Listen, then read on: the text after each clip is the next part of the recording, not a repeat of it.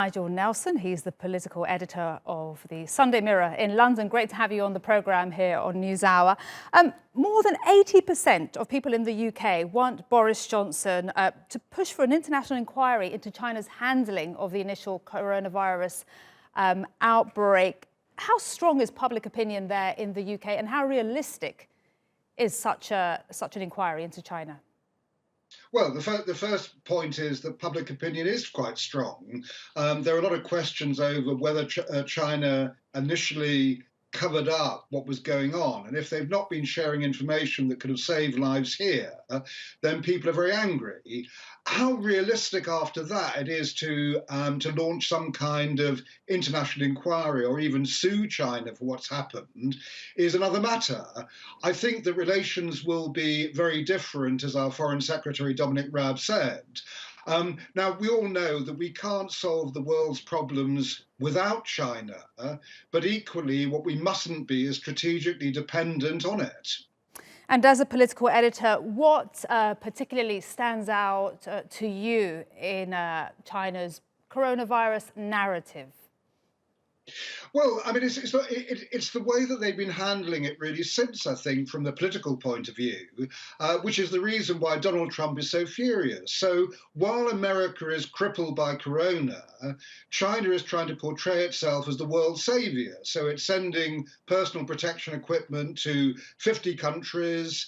They've sent out billions of face masks, all of which have been reflected positively by Chinese media. But of course, when you look at it on the other side, what they're actually doing is trying to shore up their soft power base. They want to emerge from this as the country that everyone is looking to trade with in the future.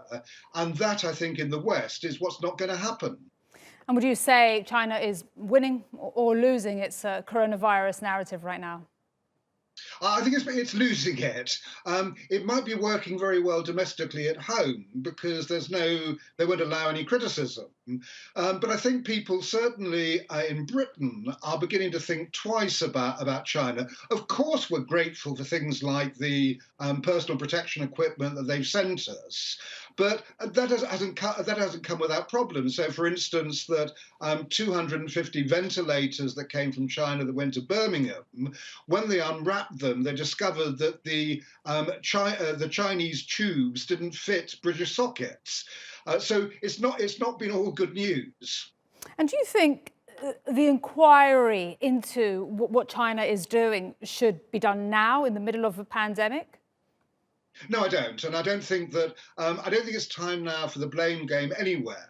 There's a lot of criticism of the British government back here in London, but now is not the time to actually start investigating who was at fault. I think what will happen at the end of all this, once we've come out the other end, is that individual governments will have to hold their own independent inquiries, and equally there'll have to be an international inquiry into the part China played in this. Indeed. Thank you so much. Nigel Nelson, political editor at the Sunday Mirror. Appreciate your time.